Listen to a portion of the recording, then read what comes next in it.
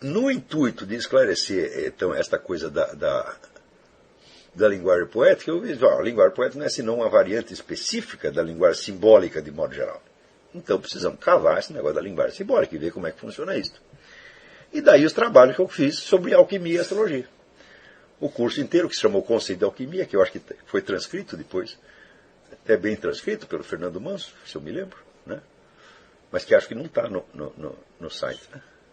Não está. É uma apostila bem longa, um curso que eu dei no Rio de Janeiro, o Conceito de Alquimia, que é uma coisa bastante importante para entender essa investigação, mas como eu precisava acrescentar muita coisa ali, não botei em circulação até hoje, mas qualquer hora vai aparecer. E também onde é a questão, vamos dizer, do simbolismo astrológico, onde, no meio da investigação sobre o símbolo, eu vi que havia ali uma confusão terrível entre dois problemas especificamente diferentes. Que era a astrologia é considerada como linguagem.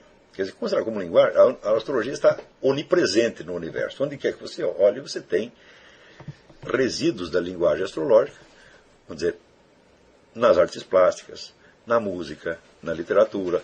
Por exemplo, se você não conhece simbolismo astrológico, você não entende a estrutura de uma catedral medieval. É absolutamente impossível. Né?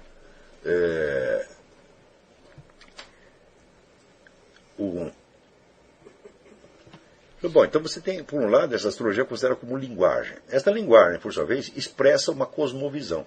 E essa cosmovisão nasce de uma certa experiência, digamos, primitiva, do cosmos considerado, vamos dizer, como unidade confusa. Que é exatamente aquilo que o Wegener vai chamar das civilizações cosmológicas. Aquela cujo senso de ordem é ditado pelo impacto de uma impressão direta da unidade do cosmos. Onde, evidentemente, tudo aparece ligado a tudo por elos de simpatia, analogia, paralelismo, etc, etc, etc.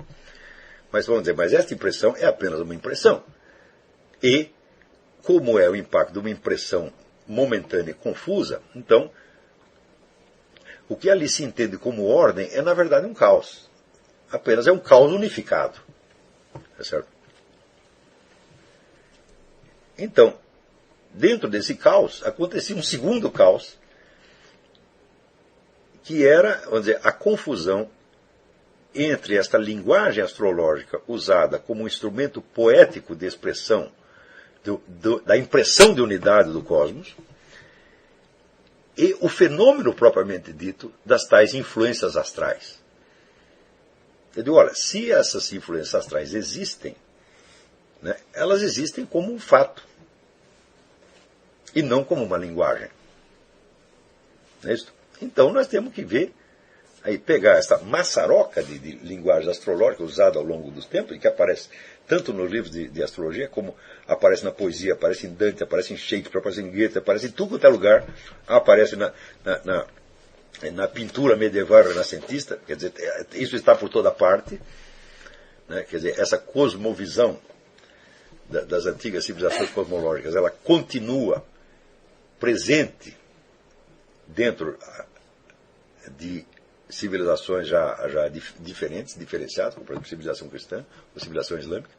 Ela ainda está presente, ela ainda é um instrumento básico de linguagem que as pessoas usam. E, no entanto,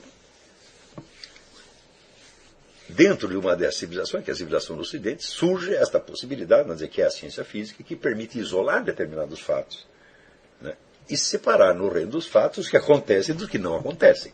Tá certo? A ciência serve para isso. Tá certo? Esses fatos isolados, por exemplo, não significarão nada e não são conhecimento, mas são elementos de um conhecimento possível.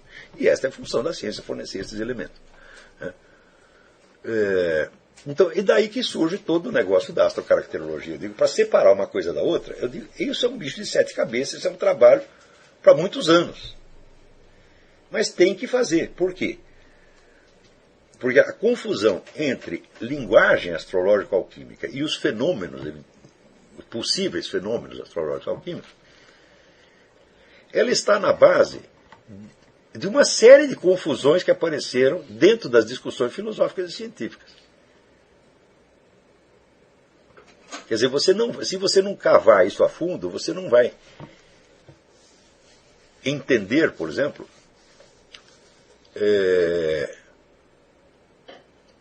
por que Newton precisou criar uma hipótese absurda chamada tempo absoluto, tá certo?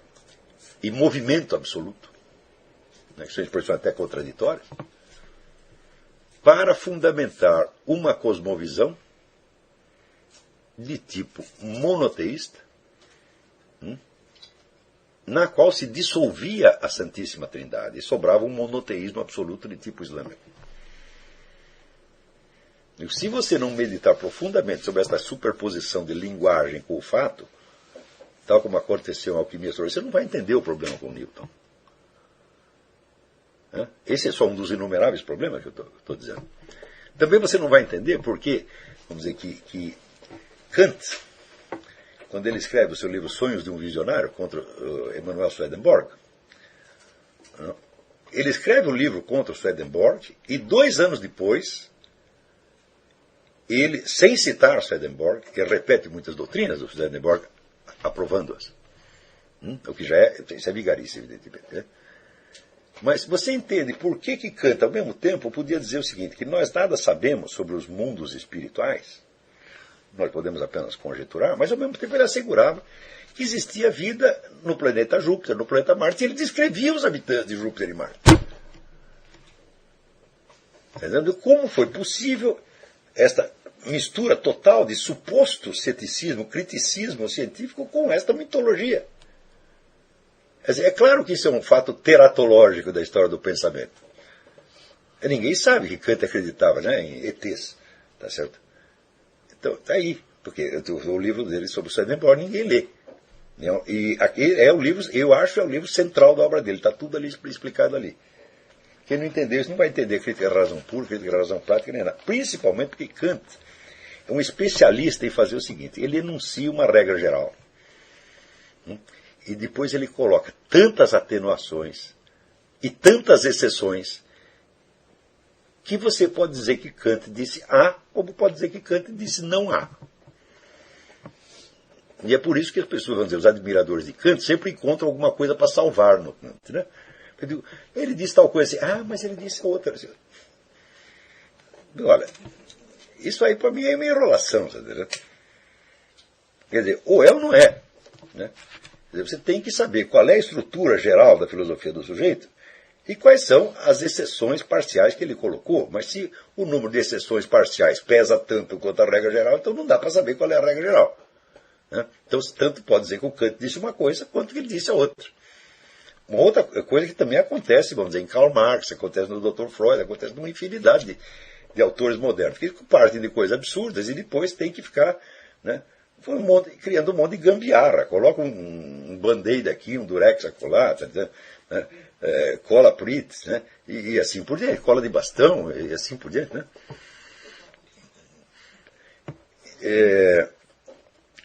Então, quer dizer que todo esse negócio da alquimia e da astrocartologia foi feita com o objetivo de esclarecer certos pontos de detalhe que eu precisava para chegar depois na solução dos grandes problemas que eu estava querendo resolver. E o grande problema era exatamente esse que o Bruno coloca o mundo como ideia, o mundo como rapto. Eu digo, peraí. Né? O mundo não pode se compor, por um lado, de uma ideia e, por outro lado, de um furacão. Não é possível isso. Né? Ele tem que ser uma outra coisa. Uma coisa tão dividida assim não poderia existir. Você pode ter a experiência dessa divisão porque nasce da nossa ignorância, da nossa inexperiência. Vamos dizer, é como um garoto cujos pais brigaram, e daí para diante ele só vê separação, tragédia, hostilidade, etc, etc. Bom, tudo isso existe, meu filho, mas isso não é tudo. Né? Quer dizer que se desde o começo do mundo todas as famílias tivessem se dividido, simplesmente não existiria mais uma família no mundo, tá entendendo? E as coisas de vez em quando podem aparecer sobre esse aspecto, mas é como dizer, é um azar, é uma tragédia. Essa tragédia não pode ser a estrutura geral do mundo, porque senão não seria tragédia e nós nem mesmo perceberíamos que há algo errado nela. A estrutura do mundo, o Dante viu muito bem, a estrutura do mundo só pode ser uma comédia, na qual a ordem acaba se restaurando de alguma maneira. Senão não poderia continuar existindo. Né? Ainda que toda a sua vida transcorra dentro da tragédia, é só uma coincidência, você é somente um. Né? Por exemplo, eu tenho um amigo, o Jorge Legman, que foi... Olha onde o sujeito nasceu. Ele nasceu no campo de concentração de Auschwitz. Eu disse, mas Jorge, isso já é lugar para você nascer, porra, né? E, no entanto, quando você vê o Jorge Legman, é um sujeito alegre, feliz, entendeu? Então, quer dizer, teve aquele pedaço da vida dele, mas aquilo não é tudo. Agora, você diz, olha, o sujeito nasceu, cresceu, viveu e morreu dentro do campo de concentração, nunca mais viu nada. Fala, bom, aí vai ser difícil você explicar isso para ele, né? Então, ainda que a nossa vida seja muitas vezes trágica, você não pode extrapolar totalmente da sua vida para a estrutura geral do cosmos. É isso?